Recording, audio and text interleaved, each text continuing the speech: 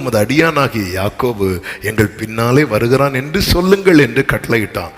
முன்னே வெகுமதியை அனுப்பி அவனை சாந்தப்படுத்தி கொண்டு பின்பு அவன் முகத்தை பார்ப்பேன், அப்பொழுது நிச்சயம் என் பேரில் தயவாயிருப்பான்னு சொன்னானா?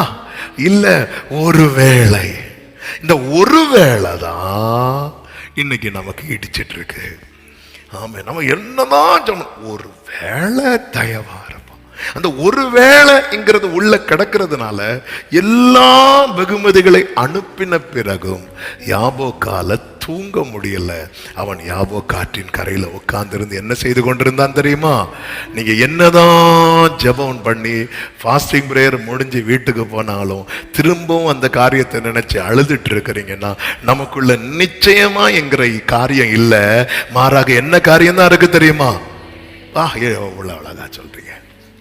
இதை ஃபர்ஸ்டே சொல்லியிருந்தீங்கன்னா நான் செய்தி முடிச்சு போய் உட்காந்துருப்பேன். அந்த ஒருவேளை கிடைக்காம போயிட்டுன்னா, ஒருவேளை கர்த்தருக்கு முன்பாக நம்முடைய வாழ்க்கையை வைக்கிறது மாதிரி இருக்கான். ஆண்டவர் அவர் பரிசுத்தம் உள்ள கர்த்தர். நம்முடைய லைஃப் வந்து ஆண்டவருக்கு முன்னாடி வைக்க முடியுமா? வைக்க முடியுமா? வைக்கணும். நம்ம அப்படி வைக்கிற ஒரு நிலைமைக்கு நம்ம வந்துட்டோம்னு வைக்கல. எலியா வாழ்க்கை அப்படி இருந்ததுனால எலியா அந்த ஒரு மனுஷனை நிறுத்தி அந்த பட்டணமே கர்த்தரே தெய்வம் என்று சொல்லும்படிக்கு கர்த்தர் கிரியை செய்தார். அந்த ஒரு மனுஷனுடைய ஜெபத்தினால அந்த பட்டணமே மழையினாலே ஆசீர்வதிக்கப்பட்டார்கள்.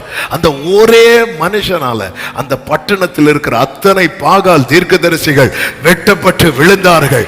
ஒருவனுடைய வாழ்க்கை கர்த்தருக்கு முன்பாக வைப்பதற்கு ஏதுவாய் உகந்ததாய் இருக்குமானால் அவன் நிமித்தம் அந்த குடும்பத்தில் எவ்வளவு பெரிய விடுதலை தெரியுமா? எவ்வளவு பெரிய ரட்சிப்பு தெரியுமா? அந்நிய வல்லமைக்கு உள்ள நிக்க முடியுமா? சத்துரு கிரியைக்கு உள்ள நிக்க முடியுமா? யாக்கோவுக்கு விரோதமான மந்திரம் இல்லை. அந்த ஒரு பேரை வச்சுதான் அங்க சொல்றாரு. ஒரு பேரை வச்சுதானே சொல்றாரு. யாக்கோவுக்கு விரோதமான ஒரு கூட்டம் ஜனங்களை சபிக்கும்படியாக தான் வந்து நிற்கும் போது ஒரே ஒரு பெயரை முன்வைக்கிறார். யாக்கோவுக்கு விரோதமான மந்திரம் இல்லை, இஸ்ரவேலுக்கு விரோதமான குறி சொல்லுதல் இல்லை. ஏன் யாக்கோபே சொல்லி முடிக்க வேண்டியதானே? இல்ல, இந்த யாக்கோபு இஸ்ரவேலாய் மாறுவதற்கு தன்னை ஒப்பு கொடுத்திருக்கிறார்.